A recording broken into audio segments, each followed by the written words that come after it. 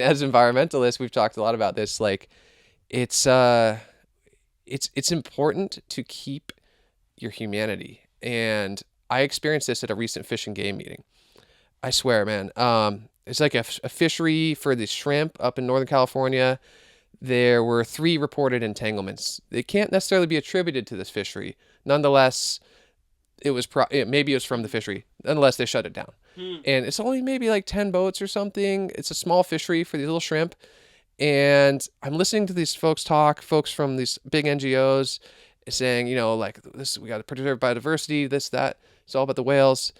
Not once from the commissioners or from anybody at this, any of the Yeah. NGOs at this fish and game meeting, nobody ever like expressed an ounce of compassion for the Hmm. people whose livelihoods just got swept out from under them, because who knows? Maybe these whales swam up the coast with this gear from the Dungeness crab fleet. Like you have no idea, and nonetheless, their livelihood's gone.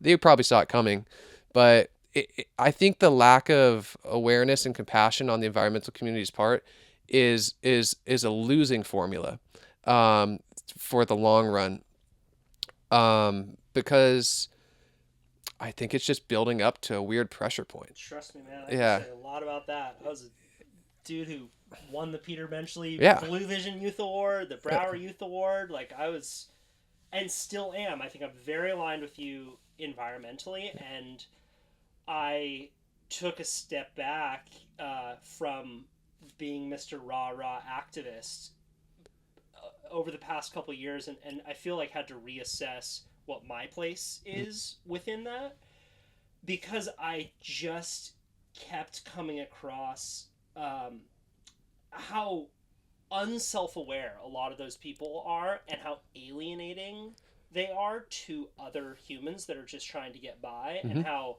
sanctimonious Yeah. a lot of them are, and humorless. And I just saw it as like, dude, this is a perfect recipe to get someone like Trump elected. Yeah.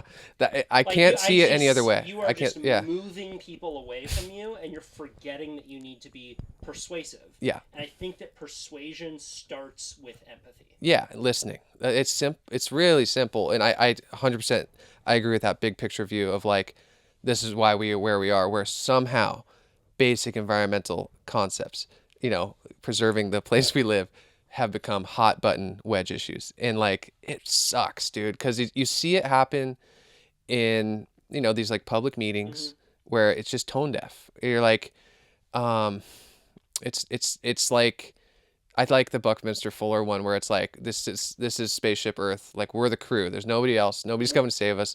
And I think the environmental community forgets that, where they think they have the answers. They have all these papers they want to cite, and they're like, yeah, like we're gonna captain the ship, Mm-hmm. and we want to go this way. And you're like, whoa, you just like stepped on everybody's toes. Like everybody hates you now, Like it's not a very community oriented way to make decisions. I Yeah. wonder if there's new terms we can start to use Yeah. beyond just in quote unquote Hmm. environmentalist. Okay. Because I Yeah. do think that there's in recent years been, I would define myself more as like a centrist environmentalist, or like common Common sense sense. Yeah. Which is environmentalist.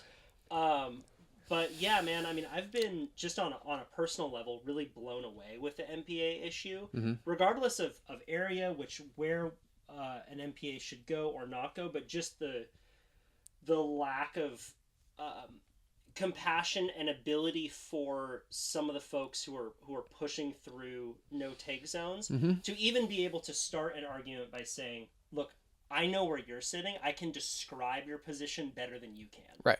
If I were pushing through a no take zone in Pleasure Point, the first thing I would say is like, "Ethan, man, I know how many great days you've probably had out there. Yeah. Like, I know that this is core to you going out, and like it's a great hobby for you to be able to commune with nature, to be able to bring food back to your family. It's just fun, like in a life where you gotta all these responsibilities, man. Going out and catching some fish is one of the best parts of life for a lot of people. True. Like, I get that. Yeah. And da da da da da. Like, that's how you do it. Yeah. Well, And I'd be yeah. like, yeah, all right, well, wait, what? But like, at least it wouldn't just be straight to this, a fairly militant Top down. perspective of, we got to save the sequoias of the sea, Yeah. and we're going to pretend to not listen to you Hmm. when you're making your point. I mean, I've been into some of those meetings where Yeah. you're making your points, and it's almost like they're like, some people are doing a bit. Yeah. Like, Yeah. dude, are you You're like, guys serious? yeah. It is almost funny. It's Yeah. almost funny. So the approach you just described, I had to like go back down the rabbit hole of like my education and being like, wait a second, like I took some classes that talked about marine protected areas. Like I freaking swear that the whole point was you start with the community. You start with the community and then it all goes. Like I swear that was in the books. Mhm. Like, and sure enough, I went back and down the Google Scholars search and like there's so much research that says if you want to create a successful marine protected area, it doesn't matter where in the world. A lot of the research is from like the Philippines or like small scale fisheries and stuff. If you don't start with a community led approach, it's going to fail. Mhm. Like because if there's no buy-in, people will poach it. There's no trust. People won't follow the rules, and that's the core of how marine protected areas have been created around the world, is with that community led approach. There's some other examples where the areas are so big and nobody really owns it, and so they can just draw a line on the map, and that has happened. But the really successful marine protected areas in the world are community led efforts, and the most interesting thing that came out of that call we did with Patagonia and the other the petitioners who wanted to create these new marine protected areas off Pleasure Point and other places, they explained, oh, we were rushing. It was a quick deadline, and so we called 50 of the top scientists, and we got their recommendations, and that's what we put into our petition. And so if you back up from that, it's like, okay, it's good. It's good to talk scientists. That's great. Like amazing. I know almost all those people. They're awesome. But they have a particular worldview too. Like they have seen pure nature. They've been in marine protected areas and they see how well they work in certain ways, and they also have a slight interest in perpetuating that ethos. They live it. They love marine protected areas, and you got to talk to other people. You can't. Those are the scientists are not going to have really. They'll have some stake in it, but the blue collar folks who fish these areas.